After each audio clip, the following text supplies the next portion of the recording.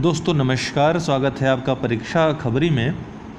और 2018 के परिणाम इस हफ्ते आने की पूरी उम्मीद है और सप्ताहांत में या फ्राइडे को, सैटरडे को आपका परिणाम आ सकता है, इसलिए आप सबको शुभकामनाओं के साथ आगे बढ़ेंगे। चूँकि परीक्षाएं आपकी नज़दीक हैं, परीक्षा खबरी का जिस्ट देना था पूरा मार्च से लेकर अगस्त तक का। बाकी मार्च के पहले तक का जो है, जनवरी फरवरी और उसके पहले का, वो सब रामायण में सम्मिलित है। रामायण वीडियो जो 2 घंटे का मैंने वीडियो दिया है, वो सबका सार है, सारे तथ्य हैं इसमें मौजूद। जो थोड़े बहुत तथ्य रह गए हैं वो आपको परीक्षा खबरी में मिल जाएंगे। इन दोनों को पढ़ेंगे तो कहीं आपका रहेगा नहीं कुछ, ये आप लिख कर ले लो। इन दोनों को पढ़ेंगे तो कुछ आपका, चाहे पीसीएस प्रीलिम्स हो, यूपीएससी के प्रीलिम्स में भी काफ़ी क्वेश्चन वहाँ से आएंगे, यूपीएससी के प्रीलिम्स। लेकिन यूपीएससी के लिए थोड़ा सा और आपके लिए मैटर चाहिए, ठीक है। और दूसरी बात है कि यूपी पीसीएस प्रीलिम्स के लिए बराबर काम आएगा। उसका पूरक जो भी होगा अगस्त सितंबर का मैटर, और पुराना जो भी होगा यूपी पीसीएस प्रीलिम्स के लिए जो जरूरी होगा, वो मैं अलग से वीडियो बना करके और इसमें भी ऐड करके एक वीडियो बनाऊंगा, रामायण परीक्षा खबरी। और वो जो बचा हुआ है भाग अगस्त सितंबर का, जो यूपी पीसीएस प्रीलिम्स के लिए बचा है सितंबर का मुख्यतः, वो मैं उसमें दे दूंगा। उसको आप चूँकि ये देखे ही रहेंगे, तेज़ी से स्पीड बढ़ाकर रिवाइज कर लीजिएगा, और लास्ट वाला भाग वो भी आप तेज़ी से देख लीजिएगा, तैयार हो जाएगा पूरा, कुछ करने की आवश्यकता नहीं है।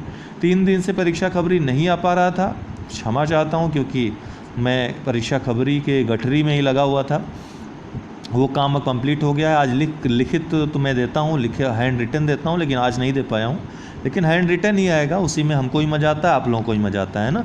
5-6 मिनट में काम तमाम हो जाता है और सारे करंट अफेयर्स महत्वपूर्ण आ जाते हैं इसमें। चलिए 3 दिन का इकट्ठा देखेंगे। आज सांबा कहाँ, जम्मू कश्मीर में अहता-ए-वक़ार का उद्घाटन। तो पूछेगा अहता-ए-वक़ार क्या है, इसका उद्घाटन कहाँ हुआ।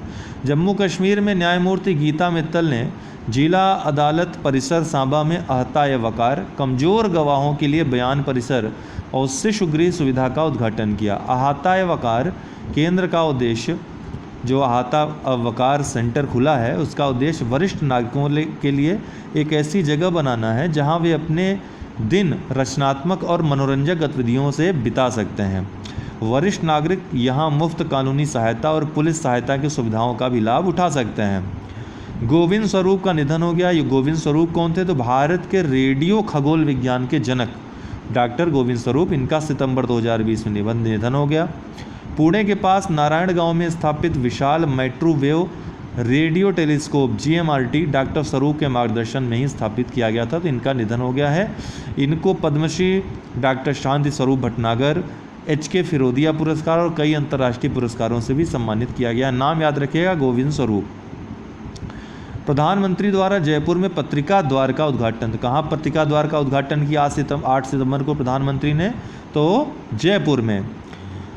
प्रधानमंत्री ने 8 सितंबर 2020 को वीडियो कॉन्फ्रेंसिंग के माध्यम से जयपुर में पत्रिका द्वार का उद्घाटन किया। जयपुर के जवाहरलाल नेहरू मार्ग पर समाचार पत्रों के पत्रिका समूह द्वारा प्रतिष्ठित द्वार बनाया गया है।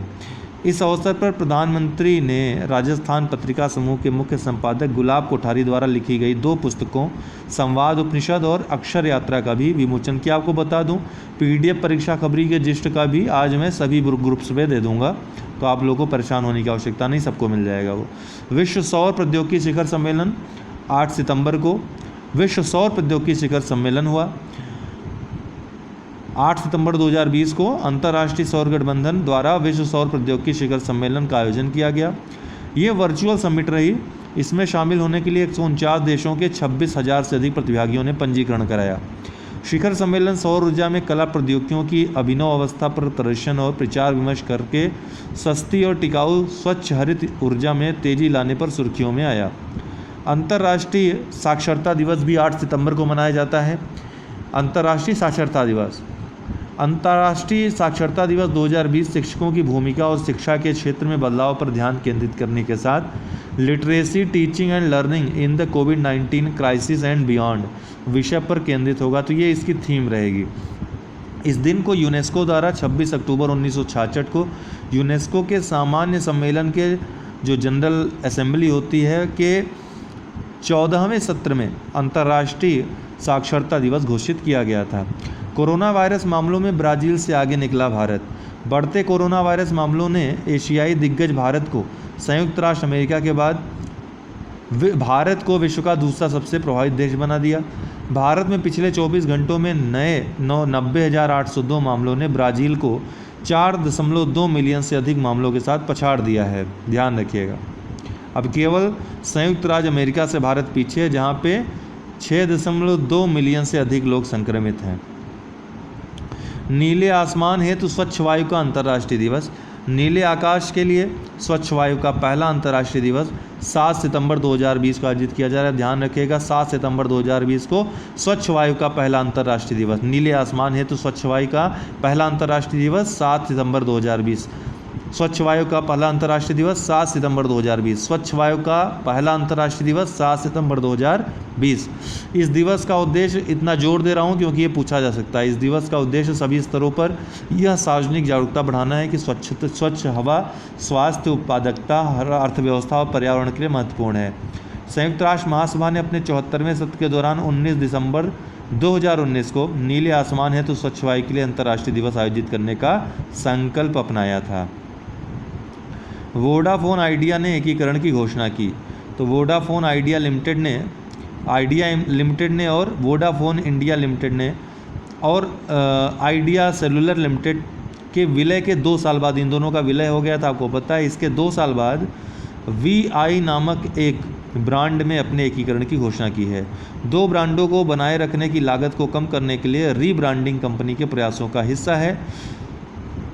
पैसे जुटाने के लिए कंपनी की योजनाओं के बीच रीब्रांडिंग का फैसला लिया गया है। वोडाफोन आइडिया 25,000 करोड़ रुपए तक जुटाएगा। स्वामी केशवानंद भारती, आपको याद होगा कि अभी तक का सबसे बड़ा जो है फैसला कहा जाता है, सुप्रीम कोर्ट ने संविधान की इस फैसले के द्वारा रक्षा की। किससे रक्षा की? सरकार की रक्षा की। कि किसकी रक्षा की? लोगों की रक्षा की, देश की रक्षा की, संविधान की रक्षा की। तो एक बड़ा फैसला था, स्वामी केशवानंद भारती ही थे उस फैसले के जो मेन थे, कर्ता धर्ता। हालांकि फैसला तो न्यायालय ने सुनाया, अभी तक की सबसे बड़ी पीठ भी बैठी 13 न्यायालयों की इसमें। तो कासरगोड में एडनेटर मत के प्रमुख स्वामी केशवानंद भारती का सितंबर 2020 में निधन हो गया। वे शिक्षा, संस्कृति और कला के संरक्षक थे। वह सर्वोच्च न्यायालय के विख्यात फैसले संसद संविधान के मूल ढांचे को नहीं बदल सकती में याचिकाकर्ता थे। 1973 में फैसला आया था। उन्होंने मठ की संपत्ति पर केरल सरकार के कब्जे को चुनौती दी थी। वही मामला था ये, ठीक है, जो अनुसूची 9 से संबंधित ये मामला था जो उठा था, सुप्रीम कोर्ट में गया। सुप्रीम कोर्ट ने ऐतिहासिक फैसला दिया। एक बात ध्यान देने वाली बात है कि यही वो फैसला था जिसने संसद की संप्रभुता छीन ली थी, कह सकते हैं। संसद को की जो संप्रभुता थी, इसी फैसले ने छीन ली थी। संप्रभुता मतलब संसद एक ऐसा उपकरण बनता जा रहा था कि कोई भी फैसला ले लेता। संसद ने यहाँ तक कि ये तक रूल बना दिया था, संविधान में ऐसा उपबंध कर दिया था कि उसके फैसले का न्यायिक पुनरावलोकन भी नहीं हो सकता है, संविधान संशोधन का। अंततः सुप्रीम कोर्ट ने रक्षा की उसकी और बैलेंस बनाया। यहाँ पर संविधान सर्वोच्चता का सिद्धांत जो है पूरी तरह से लागू हुआ। तो आपके कभी प्रश्न में आए कौन सर्वोच्च है भारत में, संविधान, संसद, राष्ट्रपति, प्रधानमंत्री, तो आप हमेशा संविधान को लगाएंगे। राष्ट्रपति प्रधानमंत्री मोदी एक सम्मेलन को इन्होंने संबोधित किया। राष्ट्रपति रामनाथ कोविंद और प्रधानमंत्री मोदी ने 7 सितंबर 2020 को राष्ट्रीय शिक्षा नीति पर, जो नई राष्ट्रीय शिक्षा नीति आई, राज्यपालों के सम्मेलन के उद्घाटन सत्र को संबोधित किया। शिक्षा मंत्रालय द्वारा role of NEP new education policy 2020 in transforming higher education शीर्षक वाला सम्मेलन आयोजित किया गया। ये शीर्षक आप याद रखिएगा।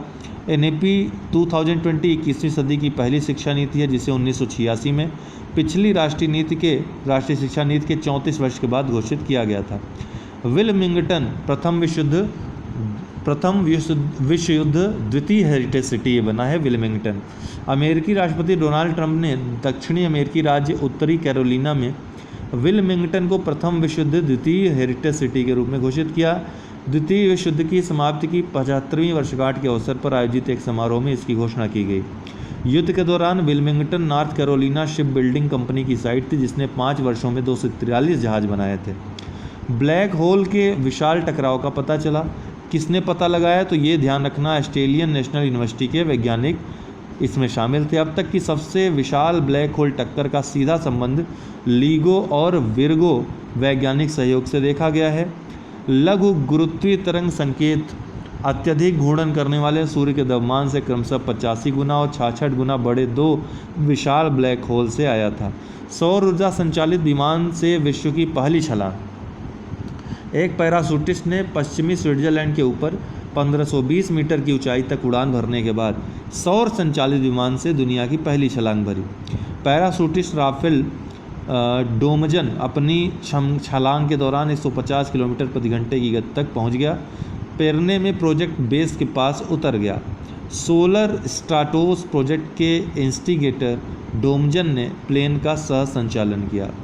एक्ट ऑफ गॉड किसे माना जाता है? चर्चा का क्या क्यों कारण रहा है? तो हाल ही में जीएसटी संग्रह पर होने वाली कमी के लिए कोविड-19 को कारण ठहराते हुए वित्त मंत्री निर्मला सीतारमन ने कहा कि अर्थव्यवस्था एक्ट ऑफ गॉड जैसी स्थिति का सामना कर रही है। इसी वर्ष फरवरी में भी वित्त मंत्रालय ने कहा था कि इस महामारी को प्राकृतिक आपदा समझा जाना चाहिए तथा उचित समझे जाने पर प्राकृतिक आपदा प्रावधान को लागू किया जा सकता है। एक्ट ऑफ गॉड और प्राकृतिक आपदा के मध्य अंतर क्या होता है? तो आमतौर पर एक्ट ऑफ गॉड के तहत केवल प्राकृतिक अप्रत्याशित परिस्थितियों को सम्मिलित किया जाता है, जबकि प्राकृतिक आपदा का दायरा काफ़ी बड़ा होता है और इसमें प्राकृतिक रूप से होने वाली घटनाओं तथा मानव जनित घटनाओं को भी सम्मिलित किया जाता है। प्राकृतिक आपदा प्रावधानों को कानूनी तौर पर लागू करने हेतु परिस्थितियाँ क्या होती हैं? प्राकृतिक आपदा प्रावधानों को लागू करने के लिए युद्ध, दंगे, प्राकृतिक आपदाएं या एक्ट ऑफ गॉड, हड़तालें, व्यापारिक प्रतिबंध लगाने वाली सरकार की नई नीतियां, बहिष्कार, महामारी का प्रकोप आदि स्थितियां सूचीबद्ध है। इसलिए प्राकृतिक आपदा के अंतर्गत ही एक्ट ऑफ गॉड भी आ जाता है। इंदिरा नेवी, हाल ही में इंद्र नेवी नौसैनिक अभ्यास का 11वां संस्करण शुरू किया गया है। यह भारतीय नौसेना और रूसी नौसेना के बीच द्विवार्षिक नौसैनिक अभ्यास है, हर 2 वर्ष में होता है। ये वर्ष 2003 से आरंभ किया गया था। इंद्र नेवी नौसैनिक अभ्यास 2 नौसेनाओं के बीच दीर्घकालिक रणनीतिक संबंधों का प्रतीक भी है। यानोमामी जनजाति तथा ब्लड गोल्ड। यानोमामी जनजाति के लोग दक्षिण अमेरिका के वेनेजुएला एवं ब्राज़ील की सीमा पर अमेजन वर्षा वन में निवास करते हैं तथा सर्वाइवल इंटरनेशनल के अनुसार यह दक्षिण अमेरिका की सबसे बड़ी एकाकी जनजाति है। कौन? यानोमामी जनजाति तथा ब्लड गोल्ड। तो ब्राज़ील याद रखना, इतना अमेजन बेसिन में निवास करते हैं, वर्षा वनों में वहाँ। यानोमामी जनजाति के लोग सामूहिक व्यवस्था में बड़े आकार के गोलाकार घर में रहते हैं जिसे शाबो नोस कहा जाता है। परीक्षा में पूछा जा सकता है, याद रखिएगा। तथा इसमें एक साथ 400 लोग तक रह सकते हैं। यानोमामी में प्रथा प्रचलित है जिसमें शिकारी अपने द्वारा शिकार किए गए मांस को नहीं खाता है, ध्यान रखिएगा। चर्चा का कारण 1980 के दशक के बाद से यानोमामी जनजाति को अवैध सोने की खानों के कारण होने वाले हमलों का सामना करना पड़ रहा है। यह माना जाता है कि यानोमामी जनजाति के क्षेत्रों से अवैध रूप से खनन किया गया सोना वर्ष 2018 से भारत में लाया जा रहा है। इस क्षेत्र से निकले सोने को खूनी सोना, ब्लड गोल्ड का नाम दिया गया है तथा हाल ही में उन्होंने भारत सरकार से इस सोने की खरीद पर रोक लगाने के लिए कहा है। तो महत्वपूर्ण है रेलवे एक्ट 1989 की 89 की धारा 144(2) क्यों चर्चा में रही? दरअसल ये प्रावधान भिखारियों के लिए, भिखारियों को, जो भिखारी होते हैं, रेलवे में भीख मांगने पर प्रतिबंध है, गैर कानूनी है, उसके लिए उनको दंड भी दिया जाता है। तो इसके अनुसार यदि कोई भी व्यक्ति किसी भी रेलगाड़ी अथवा रेलवे स्टेशन पर भीख मांगता है तो उसे 1 वर्ष के लिए कारावास की सज़ा अथवा 2000 रुपये तक का जुर्माना या दोनों हो सकते हैं। रेल मंत्रालय ने ट्रेनों या रेलवे परिसरों पर भीख मांगने को गैर अपराध घोषित करने का प्रस्ताव दिया है। इस संबंध में रेल मंत्रालय ने अधिनियम में प्रस्तावित संशोधन पर टिप्पणी सुझाव देने के लिए कहा है। होना भी चाहिए, भिखारियों पर ये इस तरह का दंड उचित नहीं है। ठीक है, कोई मजबूरी में ही भीख मांगता है कि नहीं? बहुत कम लोग हैं जो, अब कम क्या, जहाँ संगठित अपराध की तरह चल रहा है वहाँ की बात अगर छोड़ दिया है तो भिक्षा बहुत ही एक हमारे मानव जीवन का अभिशाप कहा जा सकता है। आज के समय में जो भिक्षा है, पहले के समय का भिक्षा जो धार्मिक भिक्षा होता था जो ब्राह्मण वर्ग मांगता था वो अलग तरह का, उसमें अलग तरह के नियम थे। वो हर तरह से सक्षम होने के बावजूद भी धर्मानुसार अनुसरण करने के कारण भिक्षा मांगते थे।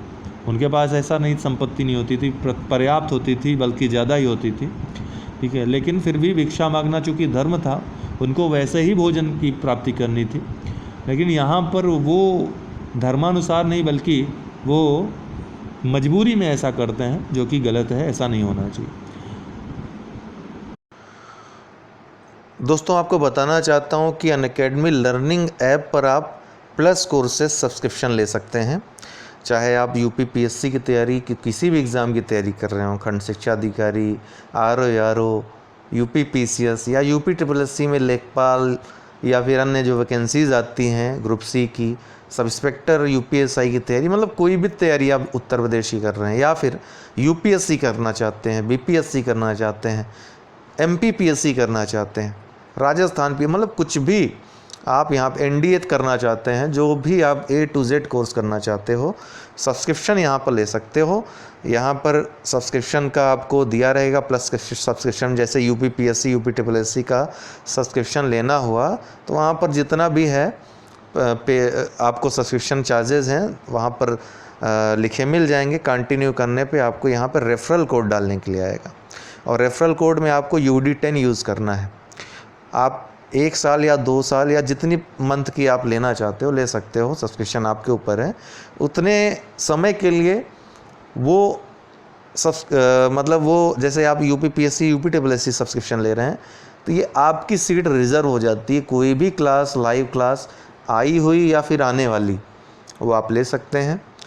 सबसे बढ़िया फ़ायदा यहाँ होता है कि एक टाइम लिमिट में, एक टाइम पीरियड में, निश्चित टाइम पीरियड में कोई सब्जेक्ट समाप्त होता है और आप कोई भी सब्जेक्ट पढ़ सकते हैं, ऑप्शनल हो या फिर जीएस के सब्जेक्ट हो, प्री मेंस सब कर सकते हैं। Quiz, test, doubt clearing session आप ले सकते हो किसी भी समय, ठीक है ना।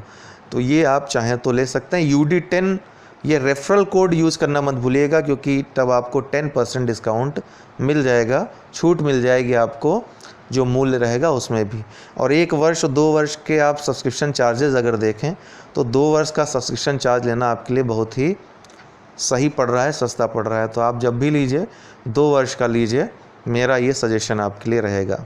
तो जो लोग ले चुके हैं ऑलरेडी वो हमको 9453775039 पे संपर्क कर लें, ठीक है। हम आपको इसके बारे में कोई भी अगर डाउट होता है तो हम आपको बताएंगे।